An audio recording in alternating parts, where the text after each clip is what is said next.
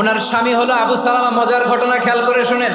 উহুদ যুদ্ধের পরে ওনার স্বামী আবু সালামা ইন্তেকাল করলো, শহীদ হলো। উম্মে সালামা রাদিয়াল্লাহু তাআলা আনহা ওনার প্রাণ প্রিয় স্বামী আবু সালামার ইন্তেকালের পরে চোখের পানি ছাড়ে আর পড়ে ইন্না লিল্লাহি ওয়া ইন্না ইলাইহি রাজিউন। যেহেতু বিশ্বনবী বলেছেন কেউ যদি বিপদের প্রথম ধাক্কায় পড়ে ইন্না লিল্লাহি ওয়া ইন্না ইলাইহি রাজিউন, আল্লাহুম্মা আজুরনি ফি মুসিবাতি ওয়া আখলুফ লি খায়রাম মিনহা, তাহলে এই বিপদে যে সে যা হারালো তার চেয়ে শ্রেষ্ঠ কিছু দিয়ে আল্লাহ তার বদল দিয়ে দিবে। এই হাদিস শুনে বারবার এই দোয়া পড়ে চোখের পানি ছাড়ে আর মনে মনে বলে আবু সালামার মতো ভালো মানুষ মদিনাতে নাই, তার চেয়ে ভালো মানুষ কি করে আল্লাহ তাআলা আমারে দিবে, তার চেয়ে ভালো মানুষ তো আমি মদিনাতে দেখি না। কি আজীব তামাশা, কি অবাক করা ঘটনা।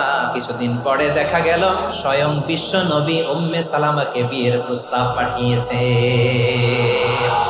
উনি রাজি হয়ে গেলেন, বিয়ে হয়ে গেল, উনি হয়ে গেলেন উম্মুল মুমিনিন, আমাদের মা, পুরো মুসলিম উম্মার মা। চিৎকার করে বলেন আল্লাহু আকবার।